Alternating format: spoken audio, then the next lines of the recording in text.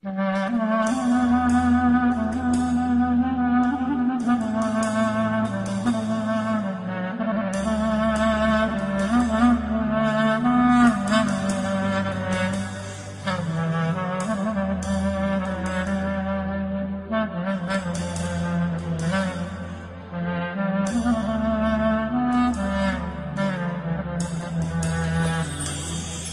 сега, приятелю мой, слушай внимателно думите, които искам да ти кажа.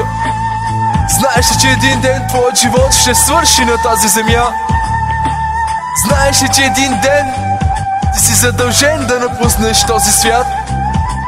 Няма значение дали си беден или богат. Слушай това, което искам да ти кажа, приятелю мой. Не те познавам, не знам кой си, даже сигурно не съм те виждал и никога. Но чуй това добре днес. Може би си мислиш, имам всичко на този свят, нямам нужда от никой и нямам нужда от нищо. Но аз ще ти кажа нещо, но аз ще говоря истина сега. Знай това, че всеки един човек е контролиран от ръката на Бога. Знай това, приятелю мой, че всяко начало си има и край. Знай това, приятелю мой, че датата на твоята смърт е в ръката на Бога. Не ти, а Той ще каже какво ще стане с тебе. Не твоите пари, не твоя авторитет, не твоето богатство, не твоето образование. Бог е начертал всичко, както и за бедния, така и за богатия. Смъртта е валидна, както за малкия, така и за големия. Слушай, приятелю мой, знай, че един ден сърцето ти ще спре да бие, очите ти ще се затварят, устата ти не ще проговори вече и ти ще бъдеш задължен да напуснеш твоето семейство завинаги, да напуснеш своите близки завинаги и нищо няма да може да те спаси на този свят. О, силни човече, не се надявай на силата си. Богати човече, не се надявай на богатството си. Бедни човече, не се надявай на хитростта си, защото Бог вижда всичко от небето. Всемогъщият Господ, който създаде всичко, видимо и невидимо. Знай това, приятелю, че ще дойде ден, вместо комфортно легло ще бъдеш положен в студен гроб, вместо скъпи дрехи ще бъдеш завит с обикновен чаршаф, вместо твоите приятели да дойдат за твоят празник и веселба, те ще присъстват на твоето погребение. Знай, че ти си пара, приятелю мой, която се явява и после изчезва. Знаеш ли, че един ден ще се отвори великата книга на живота и всички хора ще застанат пред престола? Малки и големи, богати и бедни, образовани и необразовани. И ако твоето име не е записано в книгата на живота, тогава ще бъдеш хвърлен в огненото езеро за винаги. Но сега е времето, приятели мои. Ела, промени живота си. Приеми Исус Христос за свой личен спасител. Той е началника на живота и далеч от Него няма живот. Той умря на кръста за твоите грехове. Никой не е казал: аз съм истината и живота. Ела при Христос да спасиш душата си, приятелю мой. И не забравяй, от пръста без зет и в пръста ще се върнеш. Приеми Исус да живееш вечно с Него на небето. Приеми това, приятелю мой. Ако искаш да се покаеш и да приемеш Исус Христос, ти, братко, можеш да повтаряш след мене: Господи Исусе Христе, ето сега заставам пред Тебе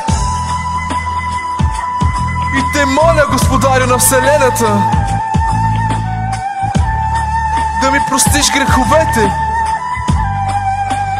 знайни и незнайни. Моля Те, Татко, да ми простиш, че до сега не съм Те познавал.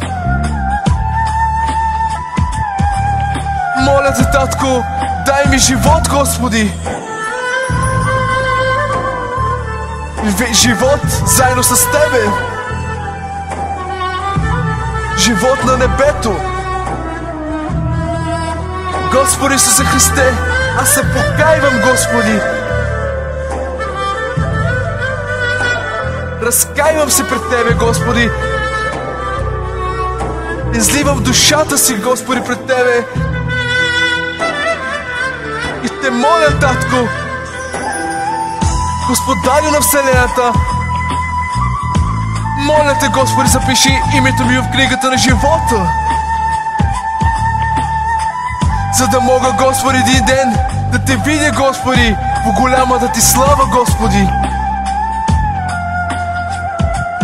О, Господи!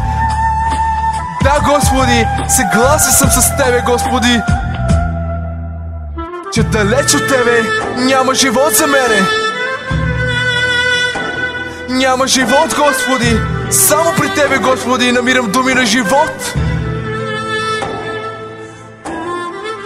Моля Те, Господи, приеми ме такъв какъвто съм, Господи! О, Господи, аз се отричам, Господи! Отричам се от света, Господи! Отричам се от всичко нечестиво, Господи! Отричам се от всички магярства, Господи! Чародейство, Господи! Прелюбодейство, Господи, се отричам! О, Господи, отричам се от лъжата, Господи!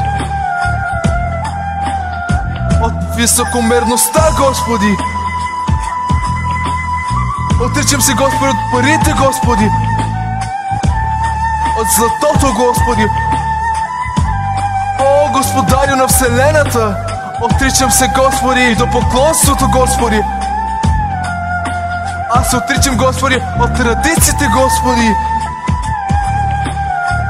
О, Господи! Приемам Те, Господи, в сърцето си, Господи! Ела, Господи, и ме промени! Моля Те, Господи, промени ме, Господи! Моля Те, Господи, живей в сърцето ми, Господи!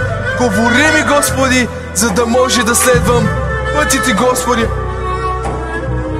О, да, Господи!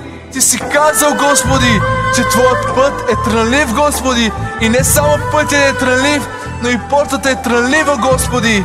Пътят, Господи, е труден, но знам, Господи, Той ще е славен, Господи! Той ще ме заведе в рая и аз ще живея вечно!